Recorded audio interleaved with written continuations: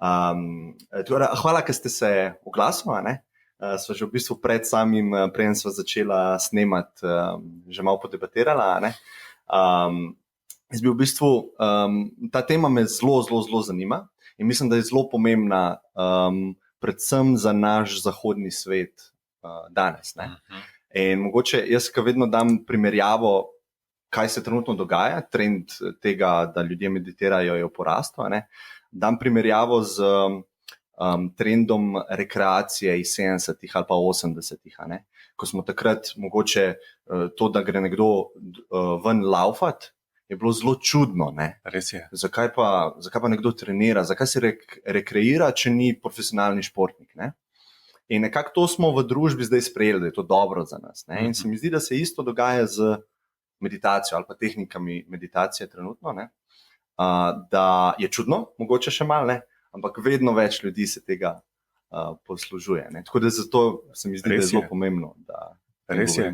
Jaz to primerjavo pogosto uporabljam, zato ker se spomnim, recimo v 80-ih letih ali po 70-ih letih je bilo res nenavadno, če je kdo tekel po gozdni poti, so rekli, ne greš tihat na vrt, kaj teče. Ali pa nekaj je narobe. Nekaj je narobe z njim, ja, točno to je. Nekom beži. Ja, tako, ja. Zdaj pa to nekaj popolnoma samoumevnega postali. In isto opažam z meditacijo, recimo zadnjih 30 let, jaz pač meditiram od leta 84 že, tako da recimo takrat je bila to silno nenavadna zadeva. Prav veste letnico, Ja, prav vem letnico, ja.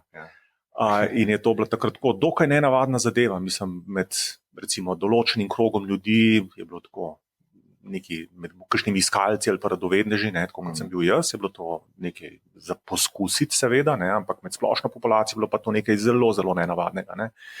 No, zdaj tudi moram priznati, da tudi če danes to ni neka zelo običajna stvar, recimo, kadar srečam kakšnega novega človeka, pa se malo začnejo pogovarjati, pa pogovor zelo lepo steče in me potem mogoče čez nekaj časa vpraša, kaj pa vi počnete. In rečem, ja, jaz pa transcendentalno meditacijo poučujem. Tipično reakcija ni, wow, dajte mi nekaj več o tem povedati, ampak je bolj reakcija, veste kaj, avto sem narobe parkiral, moram iti preparkirati. Imajo v mislih te, da so to neke hipijevske... Točno to, neke čudne stvari. Se pravi, nekaj, da se človek pobrije po glavi, je oranžno oblečen, bobna po tromostovju. Ja, na tečaju imam rekelc, drugače. To jim ne gre skupaj. Ne gre jim skupaj. Mislim, kar pač običajno ljudje meditacijo povezujejo s tem, da bomo nekaj na tleh sedeli, se za roke držali, prepevali, tako nek sharing delali. Gonge poslušali, neke take nenavadne stvari, s tem povezuje tipično meditacijo. In da je mogoče to stvar, ki je za take ljudi, ki nimajo mogoče kaj dosti v življenju za početi, imajo preveč časa, so mogoče mečkan čudni. Ja, to je ta stereotip, ki še v Sloveniji velja o meditaciji. No? To je zelo resne. Ste pa vi, začeli ste leta 84 kot študent, ja. Kot študent, ja. Zanima me, zakaj, preden gre, mogoče ne raba niti klasično vprašanje, kaj je meditacija, ko bova itak prišla do tega, ali pa bo ljudje si lahko sami prebere, ali pa bojo tekom pogovora videla. Zanima me bolj vaša zgodba. Zanimivo. Zakaj ste začeli, pa tako ne? No, zdaj takole, jaz sem za transcendentalno meditacijo sicer vedel že od osnovne šole naprej, bil sem namreč velik ljubitelj skupine The Beatles, no in Beatlesi so bili pri Maharišiju. Tudi še edina dva preostala Beatla, ki sta zdaj Ringo pa Paul, aktivno podpirata transcendentalno meditacijo. Vsako leto naredita kakšen event v podporo transcendentalni meditaciji. No, tako da že kot osnovnošolec sem pač vedel, da transcendentalna meditacija obstaja in da so jo seveda Beatlesi delali. No, potem, ko sem bil na Bežigrajski gimnaziji, je en profesor že dolga leta delal transcendentalno meditacijo in je veliko dijakov navdušil za to vrsto meditacije, ja. Wow. No in potem, ko sem bil študent, mi je pač sestra rekla, da bo tečaj organiziran, če me zanima, pa sem potem iz radovednosti šel na tečaj. No, tako se je začel. Se pravi, se od samega začetka s to tehniko začel in v tej tehniki ostala, ne? Ni res. Okay. Se pravi, že predtem sem par drugih tehnik probal, ki so bile takrat na voljo, potem sem šel na ta tečaj, moram reči, da pravzaprav to je zanimiva stvar. Namreč, preden sem šel na tečaj transcendentalne meditacije, kot sem rekel, sem že druge vrste tehnik probal in nobena mi ni sedla. Ja, recimo ena zgodba, ki jo zelo rad povem, je, da sem šel recimo na nek tečaj, kjer smo stali v krogu, No in potem je ta voditelj tečaja rekel, no zdaj pa dajte, se pravi, roke gor, pa se ne dotikati z dlanmi drug drugega, ampak tako, da stojite v krogu, pa imate 1 decimeter med dlanmi od svojega soseda. Ja? No in je rekel, no in na ta način smo zdaj, se pravi, sklenili energetski krog, no in zaprite oči in čutite, kako teče energija, in jaz seveda ničesar nisem čutil. No in potem so vsi začeli vzdihvati in se zibati in ne vem kaj vse se jim je začelo dogajati. No in potem sem jaz roki dol spustil, so še zmeraj vsi vzdihvali, potem sem jaz 2 metra stopil ven iz kroga, se je še vsem napolno dogajal, no in potem je še moja prijateljska zraven isto naredila in je taka velika škrbina v krogu not razjala. In vsem se je še vedno napolno dogajal. In potem sem med odmorom sam spakiral pa šel domov. Aha. Kako ste, a ste vedno, se pravi, vidim, da imate bolj tak, ko bi rekel, analitičen, racionalen pristop do tega? Drži. Nisem vernik, no, skratka, sem tak skeptičen človek. Ne. Kaj bi pa rekel, a ste spiritualen človek? Ali... To pa ja, to me je vedno zanimalo. Okay. Kako pa razumete to besedo? Ker spiritualno, kako se duhovnost, ja. Duhovi, spiriti, ne? Ja. Kako to razumete besedo? Drugače, gledajte, se pravi, če jo razumemo na ta način, duhovi, ne, potem so to neke stvari, ki obstajajo, pa so nam nevidne, to mene nikoli ni zanimalo. Mene je zanimala neka globja izkušnja, recimo. No, in zdaj to globjo izkušnjo sem pač poskušal dobiti, niti nisem vedel, kaj bi to pravzaprav sploh bilo. Se pravi, iskal sem nekaj, pa nisem niti vedel, kaj iščem. Ne vem, če se to lahko predstavlja. Nekaj vas je vlekel, niste pa vedeli, kaj je na drugi strani. Ja, nisem niti vedel, kaj iščem. Pravzaprav sam vedel sem, da nekaj iščem, nekaj globjega, da je reči. Nekaj globjega, ne? Mogoče tako, da bi rekel nekaj globjega. Se pravi, te neke bolj površinske stvari, kot so, ne vem, komunikacija z nekimi silami ali karkoli že, neke moči in tako naprej. To me ni zanimalo. Ne? Mene je zanimalo nekaj res kot temeljnega, fundamentalnega, globokega, osnovnega. Vsi za nekatere ljudi je verjetno to globoko, ne? Recimo, verjetno, ampak še zdaleč ni to. Ne? No in potem, skratka, na teh tečajih raznoraznih, kjer sem videl, da je ogromno umišljanja, placeba, predstavljanja nekih učinkov in tako naprej. Ne? In potem sem bil tako dosti hitro že razočaran nad vsem skupaj. Ne? No in potem, ko sem šel na tečaj transcendentalne meditacije, ko mi je pač sestra rekla, da bo tečaj organiziran, sem rekel, v redu, bom pa še to probal, in sem šel tako zelo skeptičen, v bistvu, da bi razkrinkal šarlatane pravzaprav. Sem bil že toliko razočaran nad vsem skupaj, da sem bil v bistvu pol na čist začetnih dneh tečaja, sem bil tako, moram reči, zelo zajedljiv. Ja, že kar malo nesramen. Ne. Izzival, na ta način, ne, provociral. Kaj ste pa hoteli dokazati? Kako ste si zamislili, da bi lahko vi recimo dokazali? V bistvu sem sam napake iskal, ne, pa to ne more biti tako, pa to ni res, pa tak, ne, na takšen način, mislim, na takšen način. No in potem, ko sem se prišel učiti, najprej sta bili 2 uvodni predavanji, 2 dneva zapored, potem 3. dan je bilo pa osebno učenje, zato ker transcendentalno meditacijo se učimo osebno. To se pravi, tako kot, naprimer, ko greste v avtošolo, ste vi pa inštruktor sami v avtu. Ni 5 tečajnikov hkrati v avtu. Okay. Ne more jih biti, ne? More enega samega učiti, inštruktorov avto voziti. No in podobno je pri transcendentalni meditaciji, se pravi, učitelj pa tečajnik se sama skupaj usedeta in gresta potem skozi postopek učenja. In potem se človek praktično začne učiti meditirati. No in še danes se spomnim, ko sem začel meditirati, pa ko sem zaprl oči in začel meditirati, me je tako globoko noter odnesel, da mi je ostala še ena sama samcata misel, in to je točno tako, to je tisto, kar sem iskal vse življenje. Točno to. No in kar se je zgodilo, je bilo, se pravi, da se je pojavil tak izjemno globok mir. Izjemno globok mir. Ne?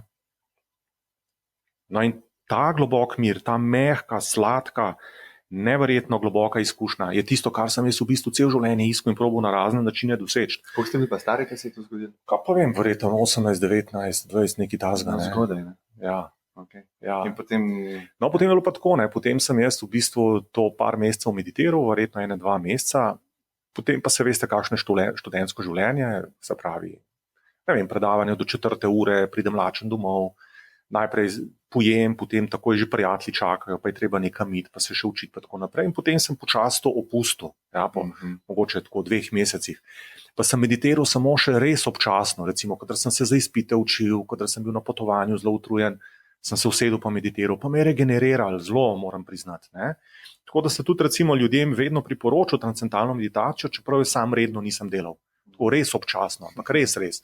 Mogoče parkrat na mesec, da sem jo naredil namesto 2-krat na dan. No, zdaj sami pa veste, ne, da recimo, če vi telovadite 2-krat na dan ali pa če telovadite 3-krat na mesec, so učinki čist drugi. Čist drugačne. Ja, se pravi, Mogoče se pri kakšnih komaj vidijo. Ne? ja, če 3-krat na mesec človek telovadi, bo imel te trenutne učinke telovadbe, se bo fajn počutil po telovadbi, ampak mišična masa ne bo rasla, kondicija ne bo rasla, ne bo imel nič dolgoročnih učinkov od te zelo, zelo občasne vadbe. In tako je bilo tudi pri meni pri meditaciji. To se pravi, imel sem samo te trenutne učinke meditacije. Moje življenje je bilo relativno ok, seveda so bili sem pa tja problemi, kdo jih pa nima. Ne? Ampak tako, dokler je človek mlad, še misli, da bo vse boljš, ko bo malo starejši, se bo pa vse porihtalo. Ja, optimistične imamo ljudi, pa imamo pesimistične. Ne? Zdaj trenutno ne vem, kakšno je stanje na trgu. Ne? Ja, to boste vi bolj vedeli. Ja, v mojih krogih je definitivno optimistično. Ampak, kot smo se prej pogovarjali, odpremo pa kakšen spletni portal, pa gremo malo pogledat spodaj v komentarje, pa pol ne vem več, kje živim, ne? A je tak pesimizem, a mogoče jaz ne vidim prav, ne? Pa so oni bolj realni, ne? In to mi je zelo zanimivo, ker v Zahodu zdaj se mi zdi, da nam gre dobro v materialnem smislu. To se strinjam. Ja, zadnjih 150 let, neverjetna rast blaginje. Res? Ne? V materialnem smislu. Ja. Ampak, a smo bolj nesrečni? Neki podatki kažejo, da ja, ne, se pravi, porast depresije, anksioznosti. Ja. Mislim, da je depresija najpogostejši vzrok za bolezenska stanja na svetu trenutno. In če bi imel za metriko ne BDP, ampak bi imel happiness oziroma srečo, mislim, da naša družba ne deluje, ne, če bi to gledali. Ne. Se pravi, vedno bolj smo nesrečni, nezadovoljni, vedno več imamo. Nimamo niti strategije, kako priti do te sreče. Ne? Res je. Mislim, da je Slovenija lansko leto se uvrstila na 77. mesto, če se prav spomnim, na indeksu sreče na svetu, kar je zelo nizka vrednost. Glede na to, da smo po BDP-ju, mislim, da nekje 28-30. Ja, očitno ni BDP tisto merilo. Ne? Ja, to se že dolgo ve, da ni. No. Vem, da obstaja nek otok na, kako se reče, državi, mislim, da je Uluwatu ali Vanuatu. Mislim, da imajo samo en vulkan, živijo zelo tako indigenous people, se pravi taki prvinski. Ne? In oni so v bistvu BDP na prebivalca imajo na ravni Indije, se pravi zelo nizek, so bili pa zbrani leta 2008 za najsrečnejše ljudi. Ne? Ja, evo, ne. Se pravi, zdaj smo se glih, ko smo bili na Tajskem, smo se pa, tudi Jan je bil, ki ga poznate. Z nami smo spoznali enega šamana, sicer iz Avstralije, in on potuje po svetu in se s temi ljudstvi od njih uči modrosti in podobno. Ne? In nekako planiramo zdaj ta trip na ta otok, ne? Da bi malo videli, kako do tega ljudstva. Tako, ja. Ja. Mislim, da je v Vanuatu. Bom pa preveril, pa bom dodal linka. Ne? To je zelo zanimivo. To je zanimivo, sam tukaj je en problem, namreč človek ne more kopirati vzorcev ene kulture, pa je v svojo kulturo prenesti, ker tukaj imamo drugo situacijo, kot imajo oni. Mislim, čist drugače. In ne more človek reči, da bom pa jaz tako živel, kot oni živijo. Je pa mogoče neke stične točke, ne? Se pravi, oni imajo zelo povezan community. Ja. Se pravi, zelo so skupaj, se pravi, ko živijo v vasi, ne? Družina pomeni manj, kot rekla, ne? Je dosti bolj odprto, ne? Vsi smo skupaj, ne? Pa obrede imajo. Ja. Vsak dan imajo obrede, ali je to ples, ali je to molitev, ali je to neka meditativna stanja. Ja. Teda, mogoče se da kaj naučiti, ne? Se pa strinjam, da je preveč različnih dejavnikov, ne? Da bi skopirali. Ne? Ja. No, sej, v tem obstaja cela znanstvena disciplina, se pravi, to se pravi pozitivna psihologija ali pa ekonomija sreče, to se pravi, kjeri so dejavniki, ki povzročajo srečo pri neki družbi. Kot celoti. No? Recimo ta širša socialna skupnost, vpetost v neko širšo socialno skupnost, potem recimo dnevni rituali med drugim, potem socialna varnost, potem vpliv na politično življenje, to so ti razni dejavniki, ki vplivajo na to, koliko je narod srečen. In kaj so zadnji, recimo, če ste gledali to raziskavo, kaj so v bistvu neki taki skupni dejavniki narodov, ki so bolj srečni. Ja, glih te, ki sem jih zdaj omenil. No? Se pravi, da je politično. Se pravi, da imajo vpliv, da imajo, recimo tako kot Švicari ali pa Danci, imajo občutek, da imajo vpliv na politično življenje. Recimo v Sloveniji tega nimamo preveč, a je res? Ja, res. Ne? Na volitvah lahko človek da svoj glas, ampak potem se dogaja vse nekaj drugega, kot pa je bilo v predvolilni kampanji obljubljeno. Ne? Potem korupcija je velika, obstaja dvotirni pravni sistem, en za elite, en za običajne ljudi. Tako da imajo ljudje ta občutek, ne, da so nekje na stranskem tiru, da nimajo vpliva, da nimajo življenja pod nadzorom na nek način, svojega osebnega pa širšega življenja, da nimajo pod nadzorom, ne, da so tako na obrobju reke nekje. Zdaj vprašanje, koliko procentualno je to občutek, koliko procentualno je pa to resnica. Seveda. Ker imamo države, ki so mnogo bolj koruptivne od naše, ne? Pa ni takega, ne, se pravi, nekaj občutek, ne, pa koliko te neka stvar zmoti. Ne? Res, ampak imajo potem druge faktorje, verjetno, se pravi, ta večja socialna upetost, se pravi, da ni tukaj individualistična družba, kjer je vsak človek otok za sebe in ni upet nikamor, nima prijateljev. Zato, ker pač rek pravi, da če recimo je človek srečen, pa svojo srečo deli z nekom, bo sreča 4-krat večja. Ne? Če je pa nesrečen, pa deli z nekom, bo pa pol manjša nesreča. No in zato je ta krog zelo pomemben. Ne? In zdaj recimo v Sloveniji se ta krog relativno manjša, nekako v primerjavi s tem, kar je bilo mogoče 40 let nazaj, ko so ljudje se bolj družili. Danes recimo že povezani, ne? Danes so otroci sam še prek Viberja, pa ne vem, Snapchata povezani, ne pa resnično povezani. Ne? Ja, to je byproduct po moje kapitalizma, ki ima negativno eksternalijo, verjetno to, kar ste rekli. Pozitivne so pa pač rast, ne, pa materialno, ne, ampak mogoče se bomo mogli malo jadro preusmeriti, pa se malo vprašati, ne. Slejko prej kakšno družbo želimo, ne. Ja. Ne. Ker to očitno ne producira bogate posameznike, ne. Pustimo zdaj razlike med sloji, ne. Producira pa tudi nesrečne posameznike. Ne? Oboje. In gledajte, v čem je problem? Problem je v tem, da tudi bogati, če jih pogledate, tipično niso zelo zadovoljni vedno. Gledajte, jaz imam na tečajih transcendentalne meditacije. Ne? Imel sem približno že 3000 ljudi na tečajih iz vseh družbenih slojev, se pravi od brezposelnih do res zelo bogatih pa zelo uspešnih ljudi, do najbogatejših Slovencev. A bi rekel, da so večinoma bogatejši, pridejo na vaš? Ne, čist, bi rekel cel razpon, da je. Nekako cel razpon. Kako si predstavljam, da te take stvari začnejo zanimati, to je čist moj, ko imaš nekako urejeno vse poštiman, pa poštiman, recimo, ne? Ali pa ne veš več, kako bi bolj poštimal čez denar. Potem pa se začneš spraševati, ampak ni nujno, ne, ni nujno. Se pravi, tako je, nekateri ljudje pač pridejo zato, ker imajo težave, pa bi radi problem z nespečnostjo rešili, ali pa mogoče zdravstvene težave, ali kakšen bi rad ocene v šoli izboljšal, študent, dijak, karkoli že. Se pravi, zelo različni razlogi so. Ne? Ampak nasploh ni tako, da bi imel nek segment družbe na tečajih. Ne? Zelo celotna družba se odloča z zelo različnimi vzgibi, da se nauči transcendentalno meditacijo. No, ampak kar sem hotel reči, da recimo mene vedno znova, pa niti ne več, no, pravzaprav preseneča, da ko vidim ljudi, ki imajo res vse poštimano, ki so bogati, res zelo uspešni, pa niso zadovoljni.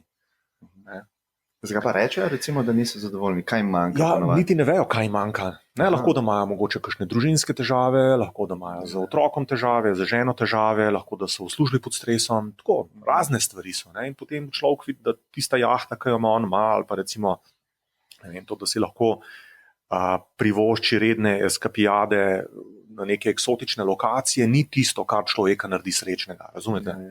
To sem enkrat zelo dober point sem slišal, ne spomnim se kje, ampak nek bogat človek je razlagal, ne, da recimo lahko si kupiš srečo, ne, ampak je to vedno težje. Ne.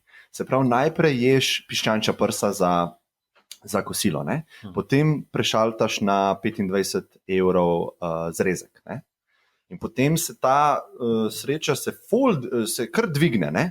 Ampak če hočeš isto raven še enkrat toliko dvigniti, moraš ne zrezek za $40, ampak moraš za 100, ne?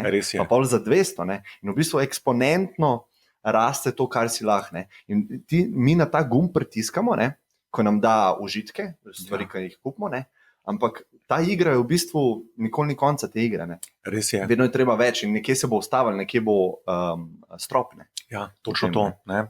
To je ta problem. Ne? ker je recimo tudi eden od problem rasti človekove sreče. Zato, ker človekova čutila, no ne glih vsano, ampak recimo delujejo na ta način.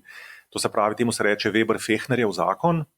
No, recimo ugotovili so, da zato, da človek, dajva recimo čisto najbolj bazičen primer vzeti, se pravi, če date človeku recimo v roko kilogramsko utež, no in potem to utež povečate za majčken, človek ne bo čutil razlike. No in potem merite, za koliko morate to kilogramsko utež povečati, da bo človek začutil, da je utež težja.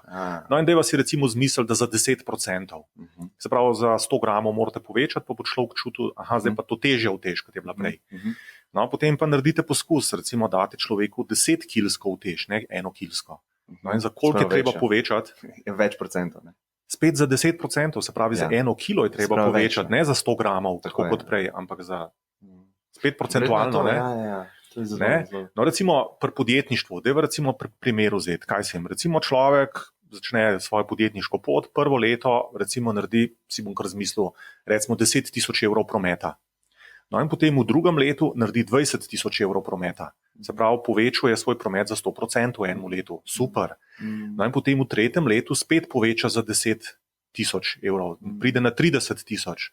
Ampak procentualno gledano je pa to manj. In potem naslednje leto na 40 pride, je še manjši procent. Ja, je pa tista tudi, ki so delali raziskavo, a denar osrečuje, ne? In so v bistvu v Ameriki so sicer delali, da osrečuje, ampak samo do določene mere. Ja, mislim, to je ta ekonomist. 70 000 na leto. Ne? Mislim, da je še celo manj. To je Easterlin, ekonomist, tam v zgodnih 70 letih naredil ta poskus in je ugotovil, da samo do določene mere raste sreča, potem pa se pravi, bogatstvo več nima vpliva na rast sreče. Ali pa so padajoči, kako se v matematiki reče, so padajoči ti vplivi, a ne? Se pravi, vedno več, vedno manj prinese. Ne? Točno to, ja. Pravi, lahko malo še srečo dvigujemo, imamo enormne vsote. Točno to. Rasti, a ne? Tako, ja. In v bistvu, ja, to je igra, ki je ne moremo zmagati. Ne more človek zmagati. Jaz pravim, to je tako, kot če človek pije slano vodo. Bolj, ko jo piješ, bolj si žejen. Ja. In tako je z bogastvom. Več, ko ga imaš, več ga rabiš. Ravno zaradi tega zakona, ki sva prej govorila. Se pravi, pri milijardi, da človek začuti, da je v naslednjem letu nekaj naredil, mora še dodatno milijardo dobiti, ne samo 10 milijonov več. Ja, to je res. In zato nikoli ni konca te igri. Nikoli ni konca. Ja, nikoli ni konca, pa plus to, če se nekdo navadi na določen stil življenja, ki je mal več stane, a ne? Potem pa zraven dodamo še ta strah, a ne? Kaj če ne bom več milijon na leto zaslužil, ne? Kaj če bom manj? Potem to, da me ne izpolne, je en problem, drugi problem je pa, kaj pa če padem nazaj. Tudi to je. Ker ko se enkrat mi navadimo na nekaj, ne? Je težko iti nazaj. Ne? Ja. In to so vsi te v bistvu dejavniki, ki nas v bistvu delajo nesrečne. Ne? Med drugim. V bistvu imamo lahko enormno bogatstvo, vse, kar smo si želeli, ne? Ko smo bili mlajši. Smo podjetnik, uspešen, žena, otroci. Vse je tukaj, ampak zadovoljstva ni. Zadovoljstva ni in ne vemo niti, zakaj ga ni. Ja, kam se obrniti zdaj. Točno to. Ker jaz imam strategijo, več moram zaslužiti in bom srečen. Ne? Ali pa imam strategijo, to moram narediti, moram biti uspešen, ljudje me morajo spoštovati. Ja. Pa ni več strategije, pa ni več, ne? To je še več. Kaj naprej narediti, ne? Potem več ni cilja. Ne? Zato, ker recimo ena od teorij sreče je tudi ta, da se pravi, cilji dajo človeku srečo v življenju. Se pravi, anticipacija dosege cilja je tisto, kar človeka usrečuje, ne doseg cilja. Se pravi, nek meaning. Ja, to se pravi pričakovanje tega, da bom jaz to dosegel. Recimo, ljudje so zelo srečni takrat, ko hišo gradijo. Ali pa, ko jo načrtujejo, ko jo gradijo, to je zelo srečno obdobje njihovega življenja, tipično. In potem, ko je hiša zgrajena, ko bi človek užival v tem, se usedeš, vse je narejen. Ampak je zdaj naslednji cilj. Kaj pa zdaj, točno to. In človek se mora v življenju zavedati teh psiholoških pasti, ki jih je znanost ugotovila, nisem si jih jaz izmislil. Da v bistvu ve, da ne potroši svojega življenja, ne? Zato, ker drugače bo 40-50 star, pa se bo vprašal, wow, kaj pa zdaj? Ja. Znanost zdaj se mi zdi, da sodobna, sodobna, ne? Na vzhodu je pa neke starodavne modrosti, Ja, ki pa to že vse v bistvu piše. Ne? res je. Jaz sem nisem nikoli v bistvu prakticiral te tehnike, ki jo vi. Jaz sem v bistvu vipassano, z njo sem se spoznal in sem pač ostal v njej, ampak me zelo zanima pač Aha, vse, lepo. in tam je točno to, točno to so modrosti, ki so zapisane že par tisoč let nazaj. Ja. Tako da ta zdaj Zahod, mi smo zelo dobri v racionalnem načinu razmišljanja, ta znanstvena metoda, da vidimo, kaj je res v materialnem smislu. Medtem ko to psihološko je zelo novo. Ja. Zelo smo zašli, po moje, in zdaj se s tem trendom meditacije, mislim, da se ta vzhod pa zahod srečujeta in vsak od drugega pobere nekaj. Res je. Ker tako je, vse v bistvu te psihološki mehanizmi niso nekaj novega, kar bi bilo zgolj sodobnemu človeku lastnega. To je vedno obstajalo pravzaprav. In v preteklosti so se pravi ti modreci, ki so opazovali naravo življenja pa naravo človeka, so pač skozi tisočletja ugotovili te neke temeljne principe delovanja človekove psihe. Pa so jih zapisali, pa so rekli, tako je. Čez mite sicer, pa čez neke zgodbe. Čez zgodbe, ja. Ampak to so temeljne resnice. Zdaj mi v današnjem času to empirično lahko res z raziskavami ugotovimo, pa tako, mogoče prav v številkah to izrazimo. Ampak osnova pa ostaja ista. Kaj pa so zadnje, recimo, ne vem, če spremljate kaj raziskave na tem področju. Predvsem me zanima to, ljudje, ki meditirajo, pa ljudje, ki ne meditirajo. Pa recimo, če rečemo, če imamo neko olimpijado meditiranja, so to neki menihi, verjetno neki, kako bi rekel, guri, kar vem, da so tudi njih skenirali možgane. Ja. Če lahko malo o tem poveva, kaj so benefiti? Recimo. Kaj so dobrobiti meditacije? Kaj znanost ve, recimo? Kaj znanost ve o meditaciji? Se pravi tako, prva stvar, ki je mogoče dobro omeniti, da obstajajo različne meditacije. To je recimo ena stvar, ki jo ljudje ne ločijo. Zato, ker meditacija je taka čist nova stvar, tako kot smo že prej govorili, čist na začetku, imajo ljudje v glavnem predsodek do nje, vejo morda, da obstaja, ali pa so mogoče mečkam prebrali o meditaciji. No in to je več ali manj vse, kar vedo o njej. No zdaj, če recimo žena pošle moža po kremo za roke v trgovino, bo mož kar eno kupil ponavadi, zato ker so itak vse kreme glih. Ja. Pa bo kupil, ne vem, tista, ki je najcenej, ali tista, ki je najdražji, ali tista, ki ima najlepšo embalažo, ampak v principu je itak vse en, kjer krema je krema. Ne reče ženska tega, da eno kremo mi kupi. No, ne reče, specifično. Ampak kar hočem reči, za moža je pač vsaka krema približno glih. Tako kot za ženo so vse gume za avto glih. A je tako, ker se pač ne razume. To guma je guma, kaj vsaka drži. V resnici ni tako. Ja, res je. So tudi zimske, pa let dobro, se to ženske vejo. No, ampak kar sem hotel reči, je, da ravno tako pri meditaciji, če človek ne pozna nekega področja, tudi jaz pač, ne vem, če nekega področja ne poznam, bom vse v isti koš metu. Ja? No in se pravi, če človek recimo ne pozna tega področja meditacije, bo rekel, pač meditacija je meditacija, vse so vse približno enake. V resnici ni tako, to je tako kot recimo pri športu. Šport je generična, splošna beseda. In vsakmu je jasno, da če se človek recimo loti dvigovanja uteži, bo imel drugačne učinke, kot če se loti recimo šaha ali pa teka na smučeh. Ja? Ali pa kjerkrat tretjega športa, biljarda recimo. In recimo ta primerjava z športom je danes v nevroznanosti zelo uporabljena primerjava, kar se meditacije tiče. To se pravi, znanstveniki pravijo, tako kot pri športu, mora človek vedeti, da različni športi imajo različne učinke. Ravno tako se je treba zavedati, da raziskave kažejo, da različne meditacije imajo različne učinke. Zato, ker so procedure različne, različna fiziološka aktivnost se pojavi pri različnih meditacijah in zato dolgoročno gledano imajo različne meditacije različne dolgoročne učinke. In zdaj, če recimo človek pri športu želi mišice razviti, bo rekel, v redu, se bom bodybuildinga lotil, se ne bom biljarda lotil. Se pravi, moramo se vprašati, kaj želimo. Točno to. Kaj so najbolj popularne zdaj metode ali pa načini meditacije? Ja, najbolj popularni, težko bi rekel, mislim, recimo ta mindfulness, čuječnost, je zelo popularno vsekakor. Je pa tako, da je znanost ugotovila v zadnjih 10 letih, recimo, je to dokaj nova stvar, tako da ni še splošno znana, da vse različne vrste meditacij, ki obstajajo, spadajo v eno od 3 osnovnih kategorij. Se pravi, meditacij ni, meditacij je seveda na stotine, morda celo na tisoče, ampak vse te zelo raznolike meditacije spadajo v eno od 3 osnovnih kategorij. Se pravi, teh osnovnih kategorij ni 50, ni jih 150, ampak so samo 3. No in te osnovne kategorije so določene na osnovi delovanja EEG valov, se pravi, kako možganska skorja deluje med meditacijo.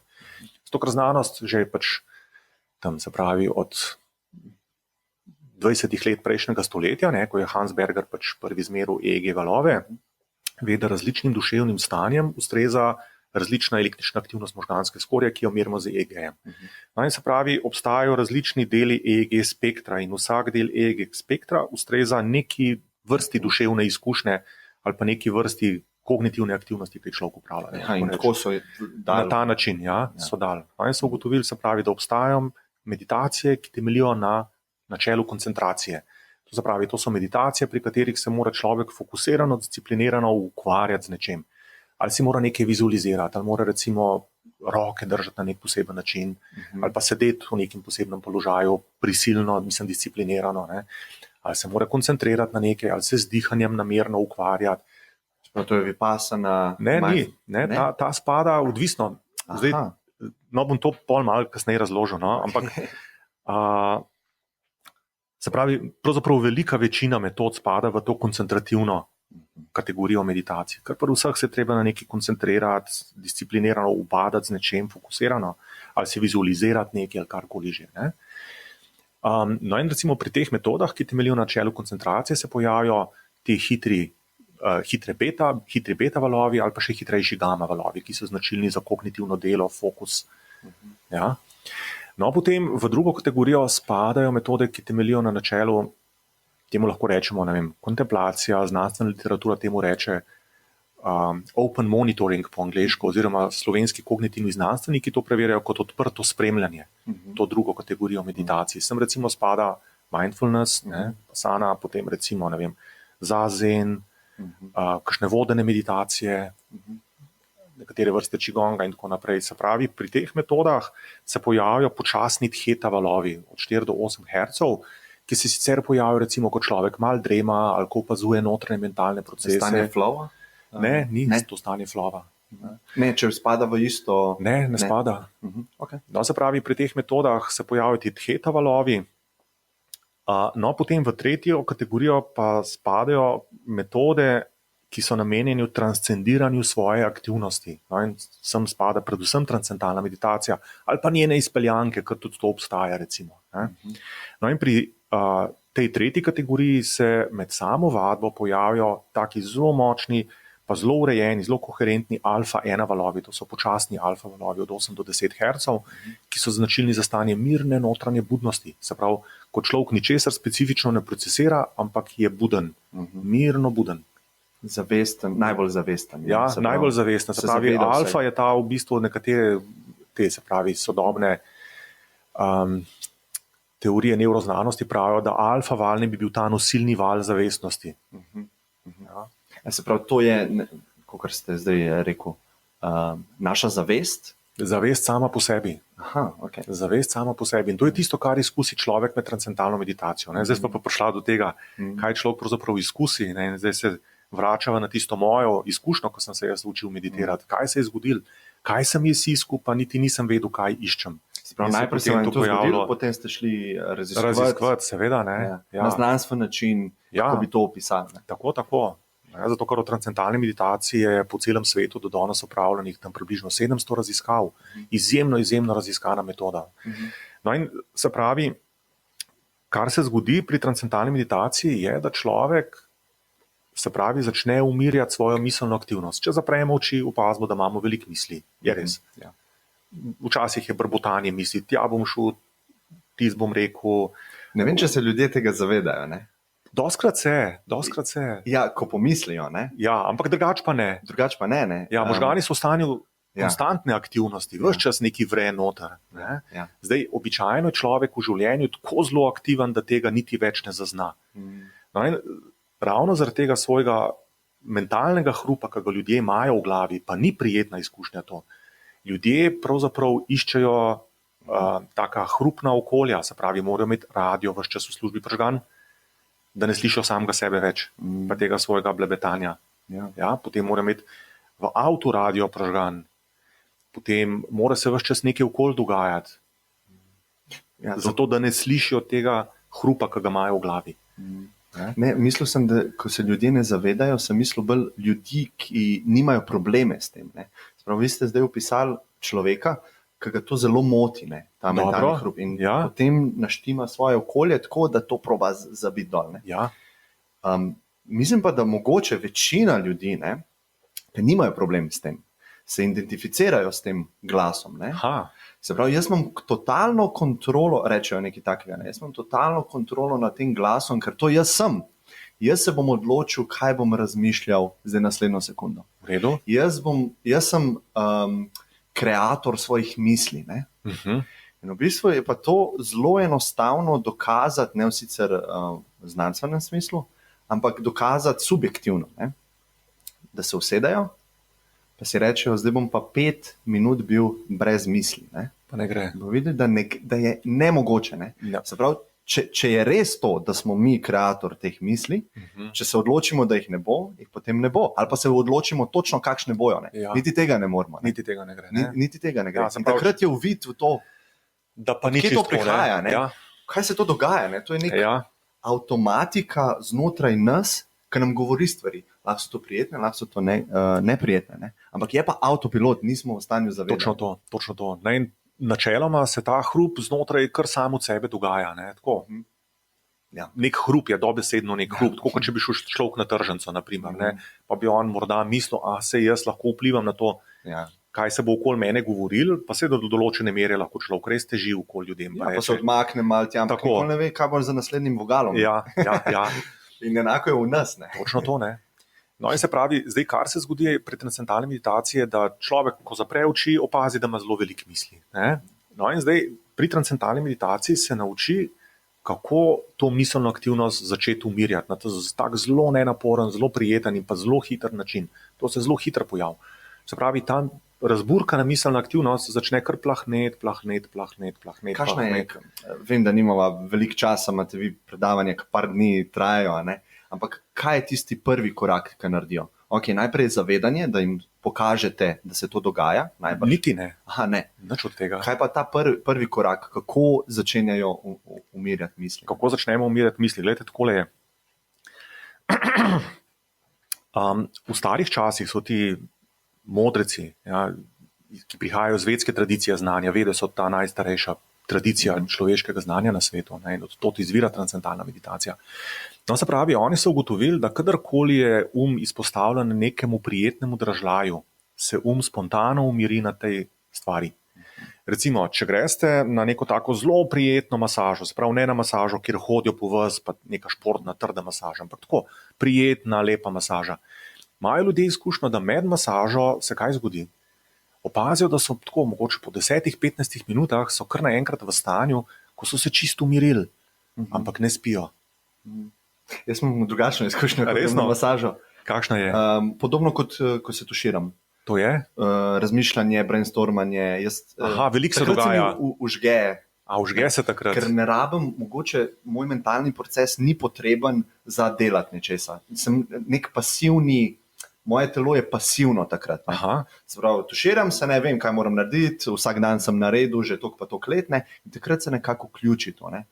Enako pri masaži. Jaz začnem spremljati, mi je prijetno, ne? Pa se začne akcija v glavi. Se začne akcija, ne? Potem je treba to v redu, ja. umiriti. No, ampak recimo doskrat imajo ljudje to izkušnjo. Se pravi, enkrat mi je ko sem se tako pogovarjal z njim, tako kot z vami, ne, pa sem mu točno to primerjavo dal, pa je rekel, ja, točno, poznam to izkušnjo, to je ta prav res medena izkušnja, ki sem jo enkrat imel pri masaži, pa sem jo zmeri probal ponoviti, pa je nisem mogel ponoviti. Ne. Sem rekel, tukaj pri transcendentalni meditaciji jo vsak dan 2-krat imate, na sistematičen način. Ne. No ali pa recimo v drug primer vzela, recimo človek posluša doma na kavču, recimo, kaj sem neko lepo muziko, Baha naprimer, no tako res lepo, ne rock, ampak nekaj pomirjujoče, mislim, se nam rekel, da ni lepa, ampak nekaj pomirjujočega, tako. No, recimo posluša Baha z zaprtimi očmi in potem spet mogoče po 10-15 minutah opazi, ne, da se je tako res umiril, da je v enem takem posebnem umirjenem stanju, ampak da ne spi. Se pravi, je umirjen, ampak ne spi. Ja. No, ali vsaj ta izkušnja, kdaj mogoče? Ja, seveda. Recimo. Sploh to, kar ste rekli, da se začneš zavedati, da si v tem umirjenem stanju. Ne? Ja, ko se je ta mentalni hrup kar umiril, ampak človek ni zaspal, ni zadremal, je buden, sliši glasbo. Ja? Mogoče tako bolj nežno sam še sliši, ne? V nekem takem zamaknenem stanju. Kaj pa stanje, recimo, flova, ne? Ker je to, kar ste omenili, glede glasbe, ne, se meni zgodi, ko delam. Recimo, in ko delam zelo, zelo intenzivno in se zgubim, jaz se zlijem z računalnikom. Ne? Jaz postanem računalnik. Jaz v bistvu delam dizajn, ne? In jaz postanem ta program. Ne? Mene ni. Mene takrat ni, ampak se tega ne zavedam. Ne? Ko se začnem zavedati, je to zavedanje. Zdaj pa 3 ure šlo mimo in tok noro me na vece in me je vem, da je ta občutek bil tam, ampak sem ga kar nekako je. Ne? In to je zelo zanimivo, na tisto, kar se fokusiramo, nam je pomembno. Ne? Ja, ampak to flow je v bistvu druga izkušnja. Ne? Flow je v bistvu raziskoval ta psiholog Csikszentmihalyi.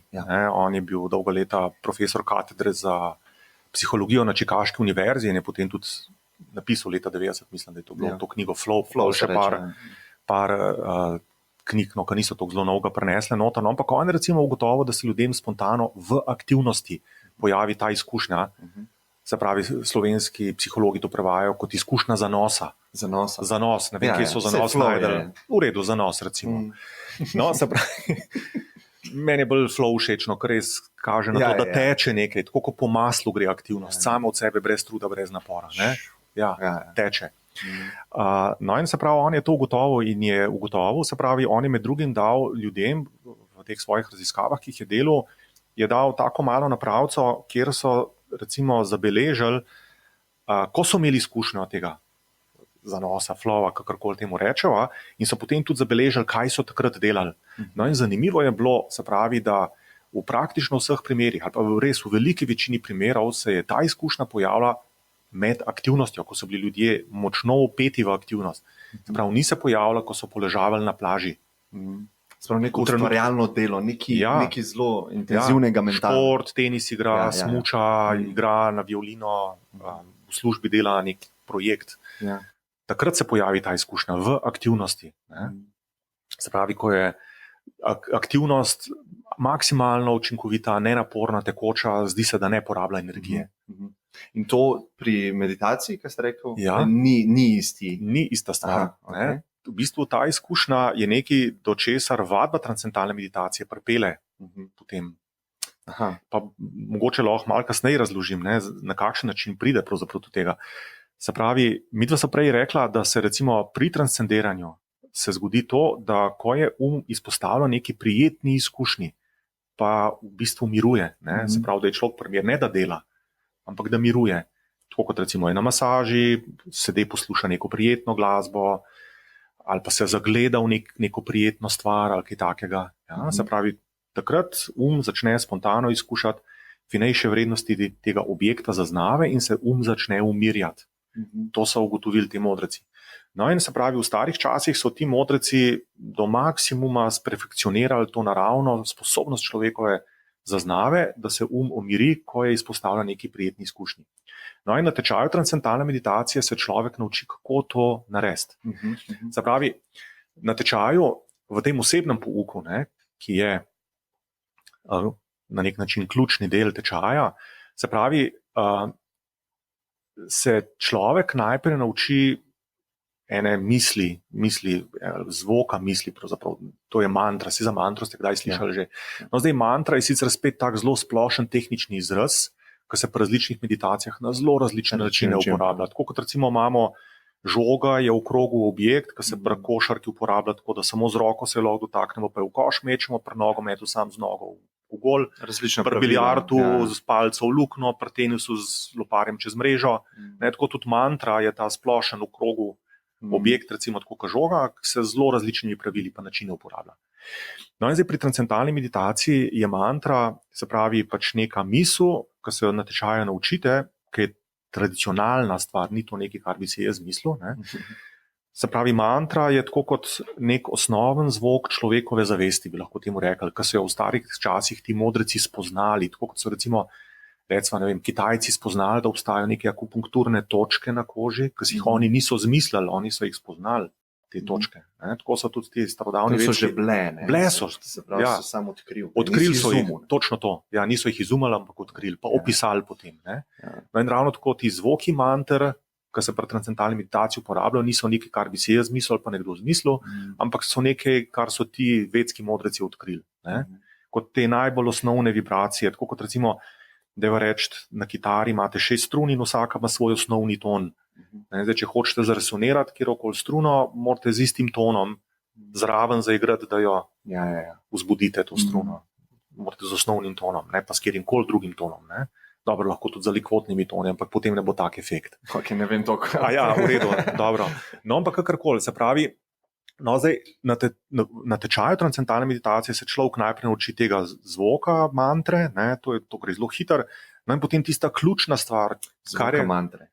Mantra je beseda, ki jo lahko izgovorimo, lahko jo zapišemo, ampak ni, se pravi, njen učinek v tem, da jo govorimo, ne, to je v bistvu misel, ki jo v Misel, mislih, ki jo govorimo. misel, ki jo imamo med To je ta mislih. zvok. To je ta zvok, ja.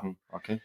No in se pravi, kar se potem nauči v tem osebnem pouku, ko sam skupaj sedi z učiteljem, ga učitelj v bistvu tako korak za korakom vodi. Zdaj vsak tečajnik ima pač neko svojo problematiko, svojo specifiko in vsakega je treba po svoji poti zapeljati do tega. Ne? Nekdo ima to izkušnjo, nekdo ima drugo, nekdo ima 100 izkušnjo ali pa problem, karkoli že. Ne? In učitelj mora v hipu presoditi, kaj narediti, da pripelje vse na isti cilj. Zelo veliko različnih tipov ljudi, ki rabijo različne. Ja, jaz moram reči, da po vseh teh letih, kolikor počujem to meditacijo, me ljudje še danes presenetijo. Mislim, odkje je to potegnil? Mislim, ne? Koliko smo si različni, ne? Ja. Notranji. Ja. Kaj si bojo še zmislili? Tako, ne? Mislim, Pol ne deluje več tista vaša knjigica, ne, imate, če se to zgodi. To. Mislim, je pač neke možnosti so, ki jih pač človek ima, tako kot recimo vsak trener ima, neke možnosti, ne, kaj pa kaj. Ne, da vas toliko preseneti, da tako ne veste zdaj, kaj pa... Ja, ampak potem mora človek v bistvu, ne, jaz vem, kaj je na svet, ne, ampak tako pol v bistvu zelo hitro lahko presodam, v katero kategorijo ali pa v katero kombinacijo kategorij, ali pa najprej ta kategorija, potem pa ta kategorija problema, da se ta zadeva reši, ne. Na ta način. Kaj je bil en, recimo, ne vem, če se spomnite? Ne vem, mislim, res zdaj je težko. Da bi z glave potegnil, vse niti ni tako bistven. No, ampak se pravi, učitelj potem korak za korakom tečajnika vodi, se pravi, vedno globje gre potem ta. Ne? Tako korak za korakom gre globje. Se pravi, vi zraven njega sedite. Ja, seveda. Ne? In učitelj ves čas preverja in potem ustrezno tej njegovi izkušnji potem mu da naslednje navodilo. To je tako, kot če bi, ne vem, ga karkoli učil smučati, bi ga učil. Ne, preveč nazaj se držiš, prosim, malo bolj se naprej drži. Smuči imate preveč narazen, malo bolj skupaj. Na ta način je treba korigirati. Koliko časa traja en?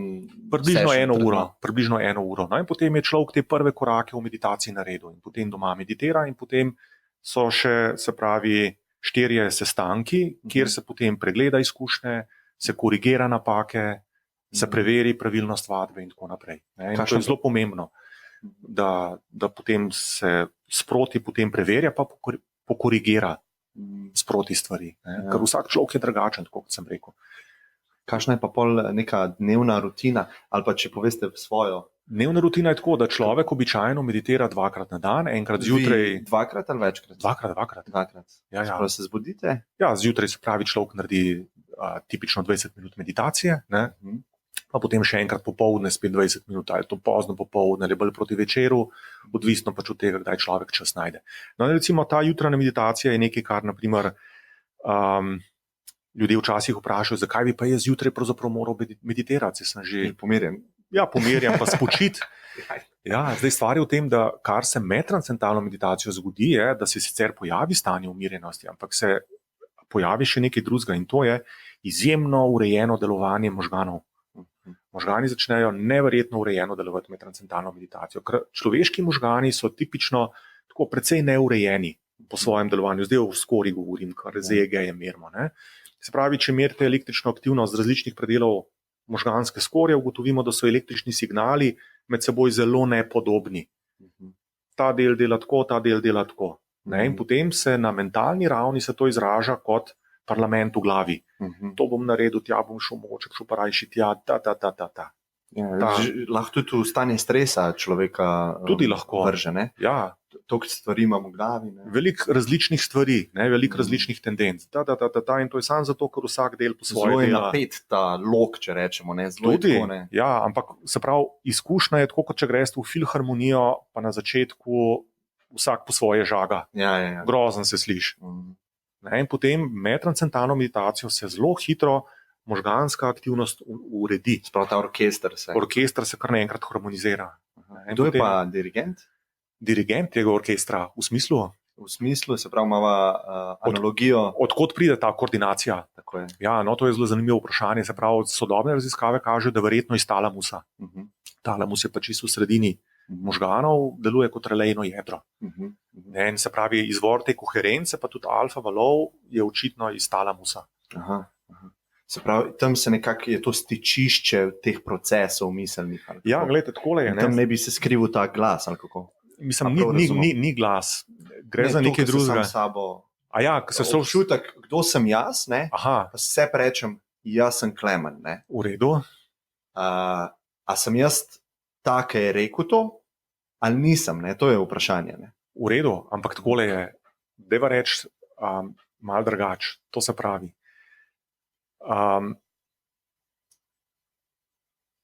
S čim se človek običajno identificira?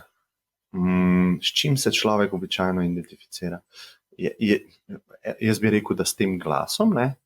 Pa z, ne vem, se pravi, gledam čez oči, a ne? Oči so tukaj nekje, ne? Se pravi, jaz tukaj nekje moram biti in ta glas dodamo zraven in to bi jaz rekel, da je občutek, da sem to jaz. Aha, no, ampak recimo v spanju ste vi še vedno Klemen, pa ni tega glasu. To je res, ja. Je pa res, da tudi ne vem, kaj se med spanjem dogaja, ne? Ja, v sanjah recimo. V sanjah, ali pa karkoli drugega, ne? Se v bistvu je vseeno, ne? Ker če takrat, ko se jaz budim, če mi izbrišejo spomin, to sem še vedno jaz bil, pa sem se lahko zavedal, ne? Pa sem pol sam pozabil, samo spomina ni več, ne? V redu. Ampak ne zanašam se na spomine, ne? Ja, no, ampak recimo, ampak recimo, da je še tako reči, ne? Ko ste bili 5 let stari, ali pa ko ste bili stari, koliko ste zdaj stari? 27. No, recimo zdaj, ko ste 27 stari, pa ko ste bili 15 let stari, nek občutek kontinuitete obstaja, je tako? Ja. Nekaj, kar je ves čas enacga noter. Čeprav se je v bistvu osebnost spreminjala, interesi so se spreminjali. To je zanimivo. A ni to zanimivo? Zanimivo je, pa ne vem, če bi rekel, da je tako. Res, da ne? Ne. Zato, ker recimo verjamem, da obstajajo stanja, ne vem, koliko ste, a ste kaj, ko ste bili mlajši, eksperimentirali kaj s psihedeliki? Ja, v starih časih malo. V starih časih pa recimo stanja meditativna, ki so zelo, zelo, zelo globoka. Ne? Ja. Takrat se nekako te občutki, se pravi, jaz sem bil Klemen, ko sem bil mali in zdaj vlečem to nit svoje identitete, popolnoma razbline. Ne? No in zakaj se razbline? Zato, to pa ne vem, zato ker izgubim občutek. No, ampak dajva tako pogledati, ne? Se pravi, ego struktura se je skozi življenje spreminjala, nadgrajevala, se pravi, 5-letni Klemen je sam ka sebe drugače doživljal kot pa 27-letni Klemen. Je res? To je res, ja. Ne? Tudi svet je drugače doživljal, ampak ta občutek notranje identitete je pa ves čas enako obstajal. In potem, ko recimo kakšne, se pravi, kemične substance razgradijo ta ustvarjen ali pa zgrajen občutek ego identitete, obstane samo še nekaj, kar je onkraj te ego identitete. No, in to je zavest sama po sebi. In to je tisto, kar človek je v svoji osnovi. Zavest sama po sebi, ki je onkraj časa, onkraj prostora, onkraj individualnosti. Torej nisem ta mali Klemen, ne? On je samo spomin, ne? Ja, v bistvu je nekaj, kar je pač nastalo tekom življenja, ne, z izkušnjami. Sam ne vemo niti, je nastalo, ne? Če vam lahko samo malo na tej temi, ki je zelo fascinantna. Ne? Midva zares ne veva, recimo ne morva, edino, kar lahko rečeva za sigurno, je, da se midva zdaj zavedava. Ja. Da nekaj je, da imava zavest. Ja. Vse ostalo ker rečem vse ostalo, mislim res vse ostalo, Res vse, ja. lahko sva midva začela obstajati to sekundo z temi spomini. Ne? No, točno to. Se pravi, tako hipotetično gledano. Hipotetično, Ja. ne? Sveda. Ampak, a sem jaz tisto bil, ne? Tisto je samo nek spomin, ne? Jaz sem zares Klemen samo zdajle tukaj, ne? Vse ostalo pa ni Klemen, vse ostalo je Klemen v prihodnosti, Ja. in Klemen v preteklosti. Ja, spomin ali pa projekcija za naprej. Ali pa projekcija, tako Ja. je. Ne? In tisto jaz nisem. Ne? Tako da, ker ste No. rekli, zato sem malo klevo, a ne, a tisti Klemen bil.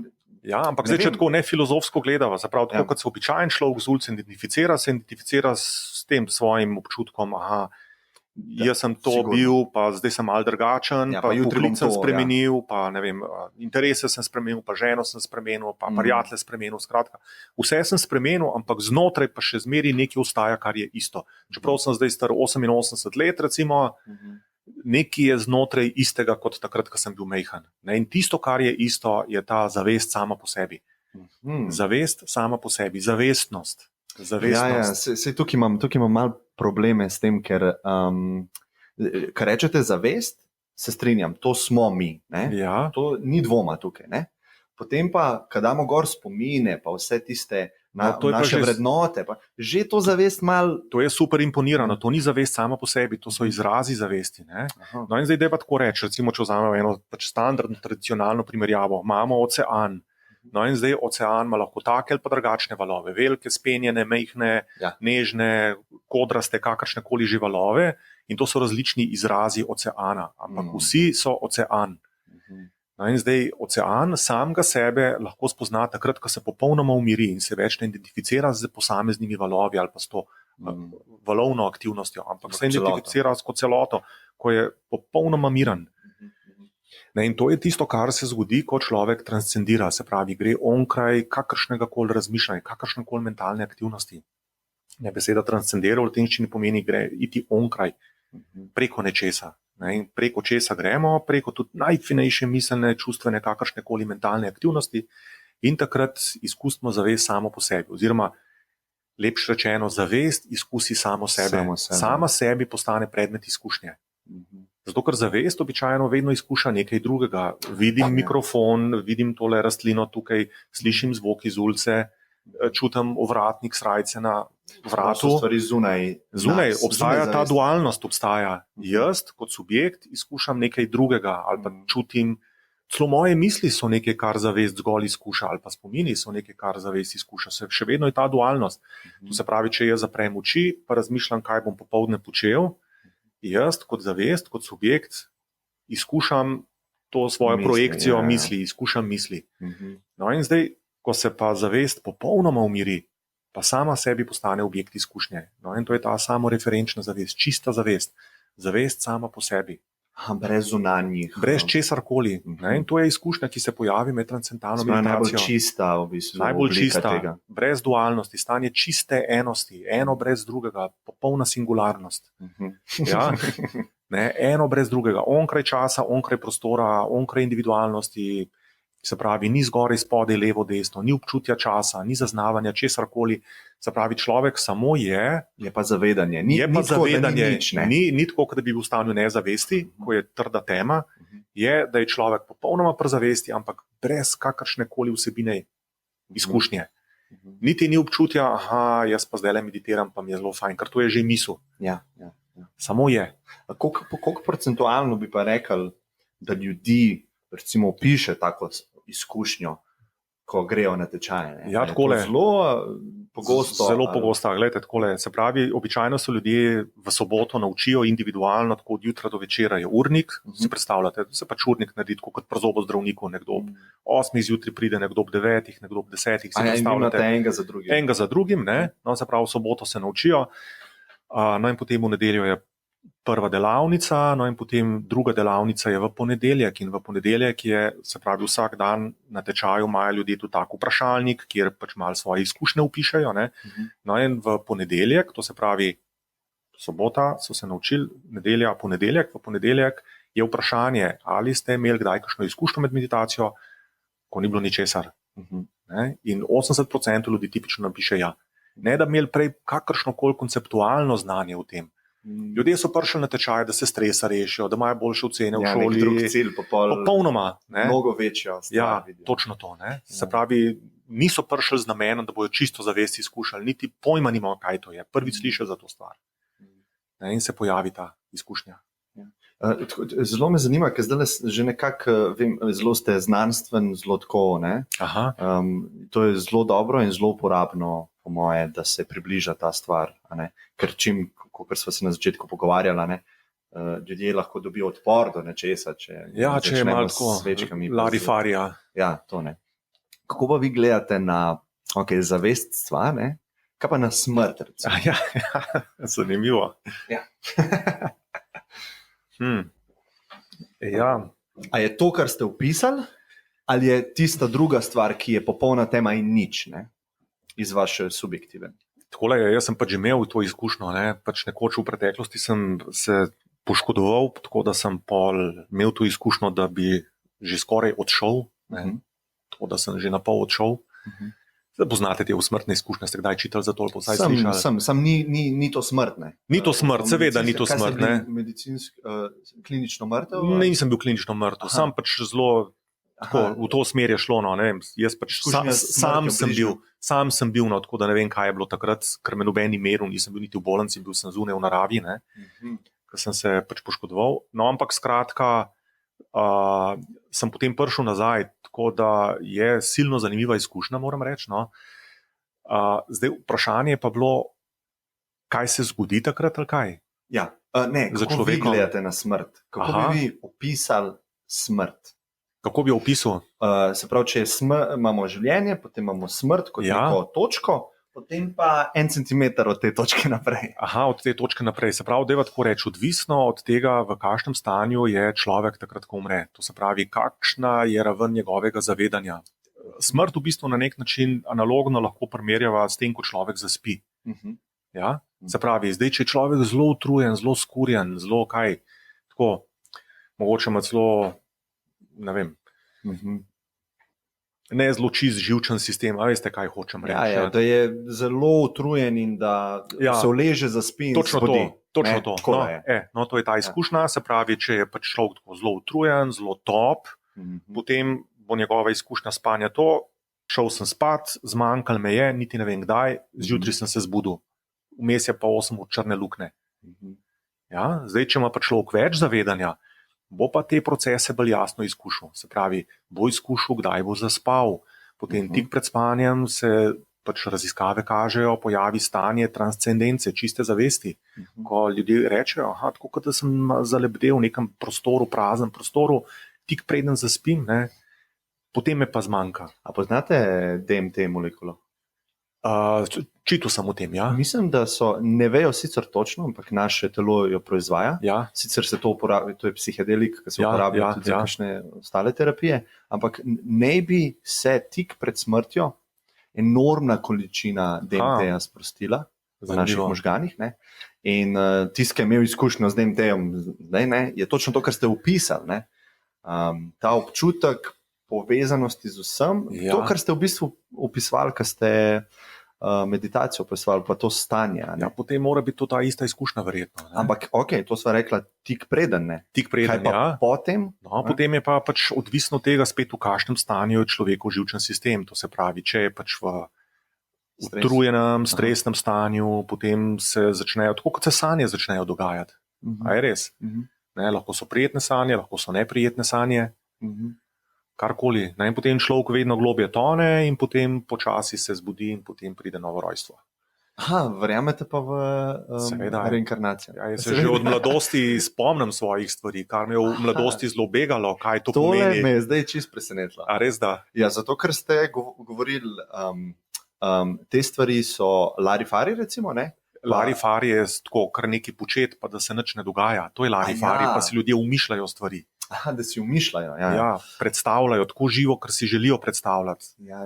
Se pravi, v mojem primeru jaz kot otrok ničesar nisem vedel o reinkarnaciji, pa da te stvari obstajajo. Sigurno obstajajo stanja ljudi, ki tudi nič ne vejo, pa imajo izkušnjo točno to z duhovi, recimo. Lahko da, seveda. In potem verjamejo v to. Ne? Prav, jaz pač sem za vse odprt, ampak kar sem na začetku rekel, da mi ni simpatično, je, da si človek tako zelo želi neke izkušnje, da si predstavlja to stvar. Ne?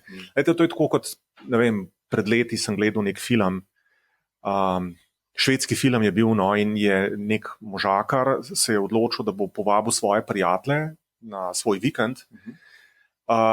No, in jim je rekel, da jim je dal, kako se ti reče, te piškotke, ki imajo hašiš not. No? Kuki, ja. Z marihuano. No, tako, ne. No, in potem je rekel, to je zelo močna stvar in tako naprej. Bili so pa čist navadni piškoti. No, in potem je film o tem, kako se vsem cufa. Ja, in kako so vsi v 9 nebesih in tako naprej, do trenutka, ko on razglasi, da so to navadni piškoti. In potem so se streznili. V hipu so se streznili. Ampak ni to boljše? Kaj je to? Placebo je dobra stvar. No, se pravim, lahko, ampak hočem reči, da recimo eno je, da neka stvar res učinkuje sama po sebi, drugo je pa, da si človek predstavlja to stvar, da učinkuje. V tem je razlika med dvema. Kaj pa, če ima ta isti outcome, se pravi isto posledico, potem ni pomembno. Ne? Odvisno, kaj človek pač želi. Zdaj, če je recimo nagnjen k placebo, potem v redu, ne, bo pač imel morda neko izkušnjo, ki si jo da predstavljati. Če on to izkušnjo že odprej pozna, ker potem bo vedel, kaj si predstavljati. Ne, ampak stanje bo resnično ali ne bo? Ali bo tudi to zaigrano za ostale? A bo on zares čutil to, kar si želel? Lahko si celo fiziološko take močne spremembe pojavi, da si človek toliko močno to predstavlja, da bo res to imel avtentično stanje. Ne? Ampak neko stanje si človek lahko predstavlja samo, če pozna to stanje že odprej. A veste, kaj govorim? Ne more se nekaj neznanega predstavljati. Ne, razmišljam samo o vrednosti tega. Ne zdi se mi razlika med tem, a je nekaj res, ali se midva strinja. Ja. Pride en človek zdaj pa razloži svojo izkušnjo. Pa mu midva ne verjameva. Ne? Ja. Da je to v našem skupnem svetu. Razumem. Ampak iz njegove subjektivne perspektive je popolnoma vseeno. A je res nekaj v materialnem, znanstvenem smislu, ali on to res čuti. A se on to prepričal, kakšni so razlogi. Ja. Dobra je ta, mislim, da je Buda povedal to zgodbo, da je bil en človek, ki ga je zadela puščica. Ja, poznam to zgodbo. Slavna zgodba, ja. A jo lahko vi poveste? Ja, zgodba gre tako, se pravi, pač zadela ga je puščica, prinesli so ga k zdravniku, in potem, ko je zdravnik hotel izpuliti puščico ven, je to ta ista zgodba. Ja. Je ta človek rekel, stop, preden mi pač zruvate puščico ven, se pravi, v bistvu puščica ga je pri srcu zadela, se pravi, je bila smrtno nevarna poškodba in bo treba hitro ukrepati. No in preden je zdravnik mu hotel to puščico zvleči ven, pa ga rešiti, je ta človek rekel, stojte, preden mi naredite to operacijo, pa mi vlečete puščico ven, hočem najprej vedeti, ali je bil človek, ki me je zadeval, ali je bil visok, ali je bil nizek, ali je bil vojščak, ali je bil lovec, ali je bil temen, ali je bil svetu, skratka, popolnoma nepomembne stvari. In s tem je v bistvu Buda hotel reči naslednjo stvar, da človek živi v težavah, recimo, in meditacija je orodje za to, da se teh težav reši. Se pravi, res dobesedno, ne? No in zdaj namesto, da človek prime te metode, pa reče, super, končno je prišla rešitev, začne komplicirati, odkot to izvira, kako to deluje, kakšen je mehanizem tega, tako intelektualizirati. Ja. To ne bi ta zgodba ponazarjala. No, to sem hotel povedati, ful ste jo boljš povedal, kot bi jo jaz. Da ni pomembno, ne? Kakšne stvari niso pomembne iz subjektivne perspektive. Če bi se vam kakšne stvari zgodile, pa bi mi to zmerali, pa bi rekli, ne, to ni res. Ampak vi bi pa, jaz sem to čutil, ne? Ja. Ni pomembno v bistvu. Lahko da ja, lahko da ne, odvisno od tega, kaj pač želimo reči. Recimo, da jaz rečem, da sem jasnovidec, pa da imam neke uvide v prihodnost, pa da lahko ljudem svetujem, kaj se jim bo zgodilo. Zdaj, če jaz odprem vedeževalsko prakso, pa se izkaže, da 100% sfalim, pol so to samo halucinacije. Da vi imate. Ja. Je res. Lahko pa ima ta, ampak iz tega subjektivnega, samo o subjektivi sem govoril, ne? Iz njegove perspektive, je on lahko še vedno prepričan, da on bo prepričan, deluje, ampak da obstaja več vesolji in da so to različne dimenzije in v eni izmed teh je moja pravilna, oni ne vejo, jaz živim istočasno v lahko je taka. V redu, samo to se da zdaj vse upravičati. No, se pravim, iz subjektive. Iz subjektive se da vse, sam Se da vse. prav, ampak zdaj kaj je definicija norosti? Ne? Ja, v najnem svetu, Ja, ki je najn skupen, bi se jaz absolutno strinjal. Iz njegove subjektivne pa ni niti pomembno. ja, no, ampak dajva tako reči. V starih časih, ne, recimo v tej vedski tradiciji, je bilo jasno določeno, da če človek trdi, da ima neke, dajmo reči, paranormalne sposobnosti, više sposobnosti, da mora to dokazati znati. Se pravi, ne da on samo trdi, ampak da se pravi, pokaže, jaz pa lahko to naredim, česar vi ne morete narediti. Ja. No, Se pravi, drugače je to zgolj umišljanje. Zaščitimo se mi kot družba pred tem, da vsak kar razlaga nekaj, pa ima klejme. Ne? Ja. Ampak nisem govoril o tem, to se jaz absolutno strinjam. Mi se moramo strinjati o realnosti, moramo se strinjati, kaj je moralno in tudi preprečiti nemoralne stvari. Ne? Bolj sem mislil iz subjektive, ne? Če se nekaj zgodi, ima vrednost. Ja, mislim, če gremo v Ljubljana polje, mislim, na Unorišenco, bo vsak od njih trdno prepričan, da je res da. Prakso sem imel, ko sem na zdravstveno šolo hodil. In s temi ljudmi, ja, se moraš pogovarjati, ko smo delali zapisnike, pa tako ne. In ja, dejansko verjamejo, recimo po noč, nekdo je videl palčke. Ne. No, ali pa recimo, če nekdo, ki je v deliriju, če miške vidi, bele miške. Eno je, da vidi, drugo je, da si prepričan v neki, da so blodnje, a ne? Ja. Ampak to je vse iz njegovega vidika, kaj če je blodnja realno, pozitivna.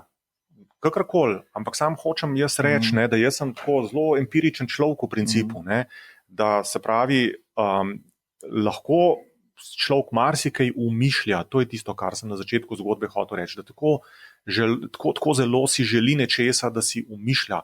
Recimo, deva reči, odloči se, da neka gospa, da bo začela hujšati, kar ima, ne vem, 100 kil, naprimer, ne?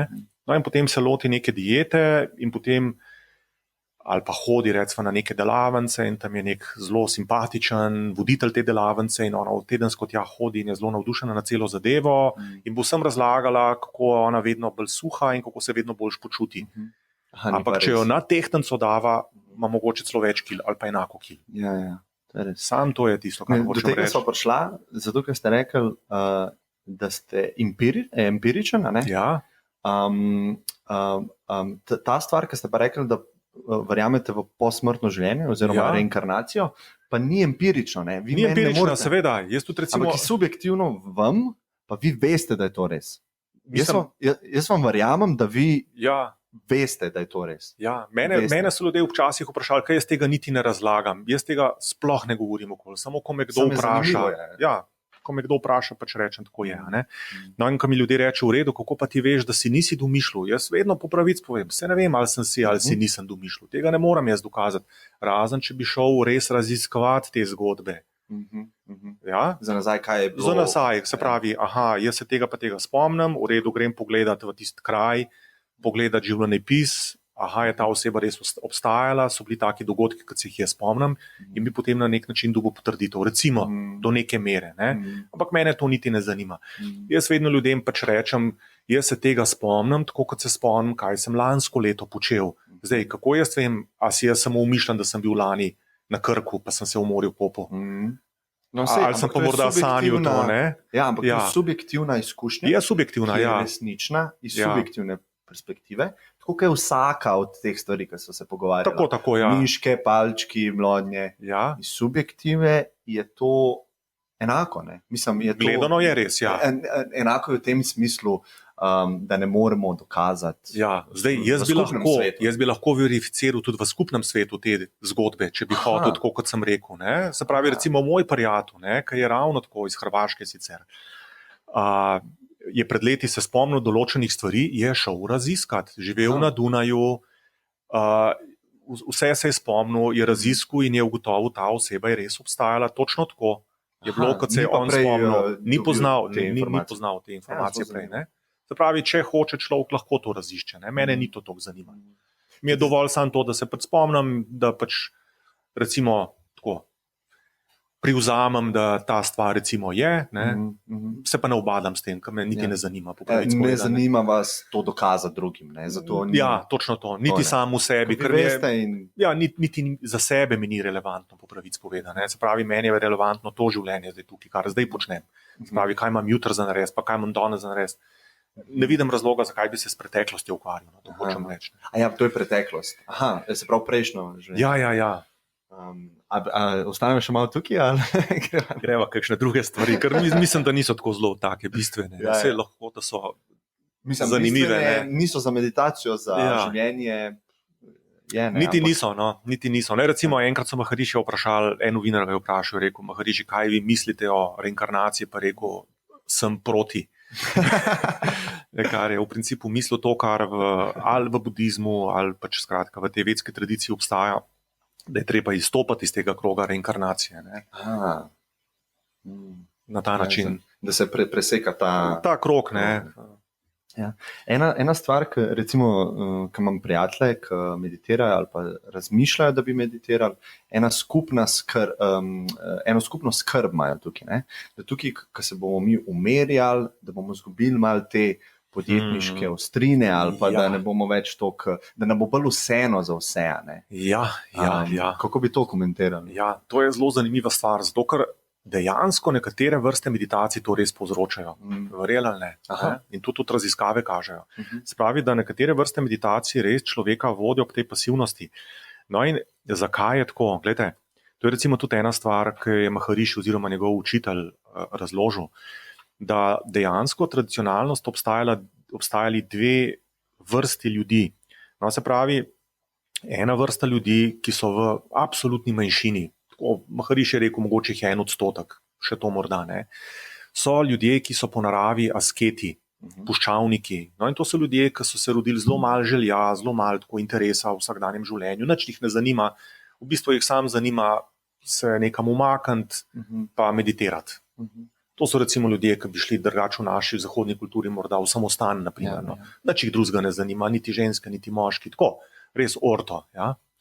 No in se pravi, Mahariši je rekel, teh ljudi je morda manj kot 1%, no in za take ljudi obstajajo druge vrste meditativnih praks. Zato, ker pri teh ljudeh je treba to stvar spodbuditi, ker to je njihova narava. Ne še bolj spodbujati želje. Ja? No, se pravi, vsaj 99% ljudi pa spada v drugo kategorijo in to je posvetni človek. In njegova rast v življenju ali pa njegova rast nasploh, ne, je skozi dosežke, skozi aktivnost. Se pravi, tak človek v bistvu je tako narejen, da pač hoče vedno več. Ne? Mislim, to je narava življenja, vse v naravi raste, če tako pogledamo. In se sicer ta rast nikoli ne ustavi, nikoli se ne zadovolji, tako kot sva prej rekla, ampak ta človek je tako narejen, da hoče, ne vem, vedno več česarkoli, no? Vedno več zemlje, če je kmet, vedno več pridelka, ali vedno več denarja, ali vedno več česarkoli, no? Ozemlja, če je vojskovodja, karkoli že, ne? Tako, nekam je treba rast, ker vse v naravi rast. Točno to. Ja, ker narava je rast. Ne? No in se pravi, velika večina ljudi v to kategorijo spada. No in zdaj za ta veliko kategorijo ljudi, teh 99%, so v preteklosti bile druge vrste meditacij, ki so bile namenjene temu, da je človek po meditaciji, se pravi, da je učinek meditacije več energije, več vsega tega. Kar si želimo. Kar si želimo, lažje izpolnjevanje želja in tako naprej.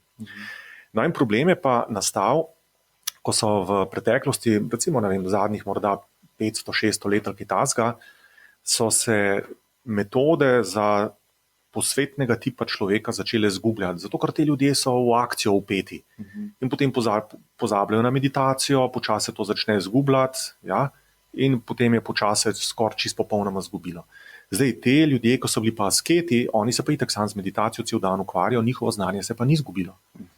Je ostalo, so bili v tistih svojih samostanih ali pa v nekih jamah v Himalaji, so meditirali, so to tradicijo svojega znanja naprej prenašali. No in kar se je potem zgodilo, ko so te posvetni ljudje izgubili svoje tehnike meditacije, so šli po svoje tehnike, po meditacijo se učiti k tem asketskim ljudem in so začeli tiste tehnike se učiti. Kar ni bilo za njih Ni bilo za njih. Mm. No, in to je recimo v Indiji povzročilo to destrukcijo indijske kulture. Indija je bila recimo 500-600 let, je bila Indija Koromandija, to je bila ena od najbogatejših, najbolj uspešnih držav na svetu. Krištof Kolumb je Indijo iskal, ko je Ameriko odkril. Tam je svila je od tam prihajala, znanje, vse je od tam prihajalo iz Indije. In potem, ko so v Indiji začeli, se pravi splošna populacija, ko je začela prakticirati asketske tehnike meditacije, je to povzročilo upad interesa za vsakdanje življenje, pasivnost in tako naprej. To, kar danes v Indiji vidimo. Se pravi, za nekoga, ki ga skrbi to, Ja, kakšno metodo mu priporočate, ali pa je to čist odveč skrb? Ne? ni odveč ta skrb. Zato, ker recimo tudi danes na zahod, recimo nekatere tehnike meditacije, ki izvirajo sicer iz Indije, so te tehnike, ki so morda stare 200-300 let ali pa 400 let, imajo sicer neko tradicijo, ki je relativno kratka tradicija, ampak je že tradicija iz tega obdobja pozabe znanja. In je tradicija, ki je nastala tako, da so te neki ljudje pač v Indiji šli k tem menihom, od njih dobili tehnike meditacije, pa jih prinesli med običajne ljudi. No, in potem so te tehnike sem na zahod prišle, in potem seveda je ta skrb, da lahko pasivizira človeka. Ne. Zdaj, Maharishi je pač vedno poudaril, se pravi, obstajajo tehnike za posvetne ljudi, pa tehnike za te asketske ljudi. Ne. In transcendentalna meditacija, kot se tle poučuje, je za posvetnega človeka. Ne, in ni nikakršne skrbi, da bi recimo pasivizirala, da bi človek interes izgubil. Ravno obratno, ljudje opažajo, se pravi, že tekom tečaja opazijo tako, da ne vem, več stvari naredijo. To je recimo tak tipičen primer, ko ljudje v ponedeljek ali pa v torek potem na tečaju pišejo, kar naenkrat sem v službi ful več naredil. Več fokusa. Ja, več fokusa, lažje mi je delati, bolj sem zadovoljen, bolj se z ljudmi razumem, vse mi je kar naenkrat bolj zanimivo za početi. Tako.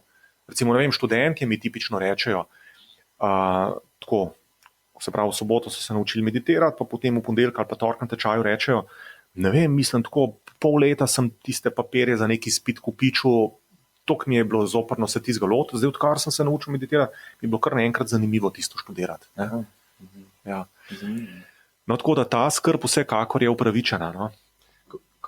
Kako bi nekdo, recimo, govorila sva med samo meditacijo, kaj se dogaja? Ne? Kaj pa recimo, ko imamo neko redno rutino, kakšen napredek v vsakdanjem življenju, kako opazimo to, ali se da to opaziti? Ne? Ja, seveda se da opaziti in tudi se da zmeriti, popolnoma objektivno. Se pravi, zdaj med samo transcendentalno meditacijo človek gre v to stanje velike umirjenosti, take res prijetne, sladke, mehke umirjenosti. Ko vse zbledi, misli zbledijo, skrbi zbledijo, zvoki zbledijo. Sam človek ostane sam po sebi, zavestno sama po sebi ostane. Ne? No in potem, se pravi, v tem stanju, kot sem rekel, možgani začnejo zelo učinkovito delovati. Potem recimo raven kortizola močno upade, raven laktata zelo močno upade. Recimo laktat je ta mlečna kislina, ki nastaja, ker je človek preveč športno aktiven, pa ima muskel fiber zaradi tega. No recimo, raven laktata med transcendentalno meditacijo upade recimo 3-krat hitreje kot v običajnem počitku z zaprtimi očmi. In potem človek, ko dela šport, več nima muskel fibra. To ljudje opažajo konstantno, že po mesecu 2 meditacije. No, se pravi, fiziologija začne na tak zelo urejen, zelo harmoničen način delovati med meditacijo. In zdaj, ko vi 2-krat na dan neko stvar počnete, recimo ali se francoščino učite, ali nek šport delate, ali avto vozite, ali biljard igrate, karkoli že, če to redno 2-krat dnevno človek počne, začne to pronicati v njegovo vsakdanje življenje, ta veščina, ki jo je počel. Ne? Se pravi, njegova fiziologija se je začela naštimavati v to smer, spontano. No in podobno tudi za transcendentalno meditacijo, se pravi, če človek 2-krat na dan izkusi to stanje popolne umirjenosti, ko skrbi zbledijo, ta hrup v glavi zbledi, se pravi, fiziologija pa možgani tako zelo urejeno začne delovati. Potem se ta urejeno začne prenašati v vsakdanje življenje. In to zelo hitro človek opazi. Recimo, jaz sem prej povedal, da sem takrat, ko sem začel meditirati, sem po tako 1, 2, 3 mesecih, sem čist počasno vedel, sem nehal meditirati, pa sem zelo neredno meditiral.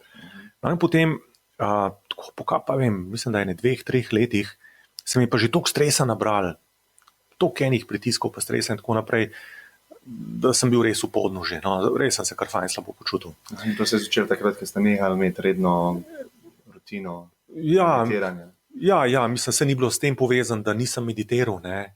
Mislim, če bi meditiral, do tega ne bi prišel, to sigurno, ampak pač bili so druge stvari. Mislim, pač pozno sem hodil spat, ko sem se z neki prijatelji družil, pa diskoteke, pa učil se po noč, pa tako naprej. In zdaj, če človek premalo spi, ne, to vsekakor ni dobro. Že to je en tak močen faktor, če to dan za dnem počne. Ne. Če vsak dan, ne vem, hod ob 3 po noč spat, pa ob 7 ustane.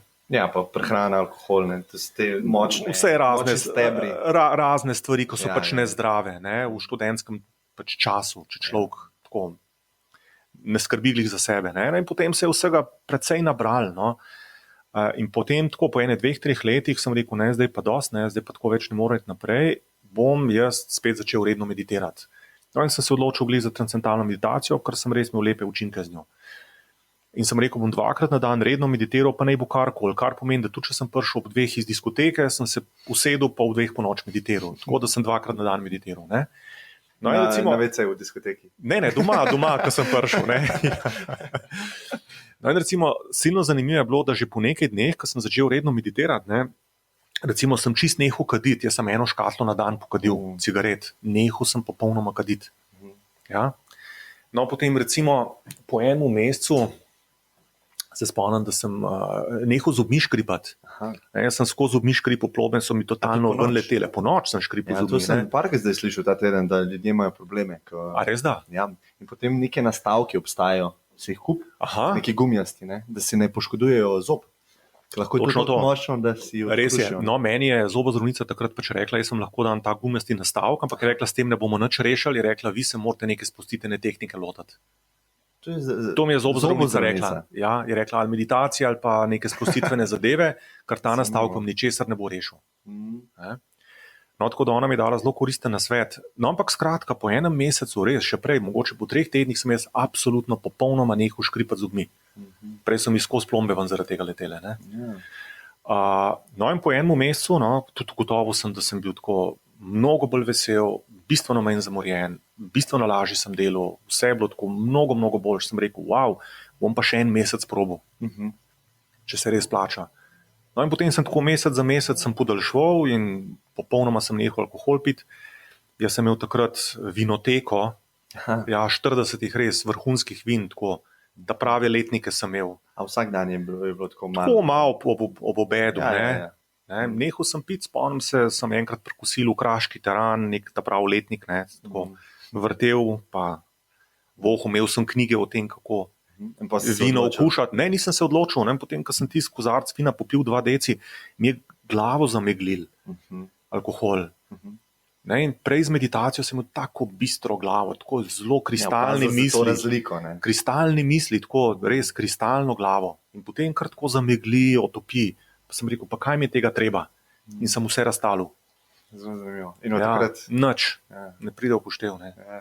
No, tako da sem res zelo dobre učinke imel. No, in recimo vse te učinke se zelo lahko tudi objektivno meri pri ljudeh. In o tem je bilo na stotine raziskav upravljenih.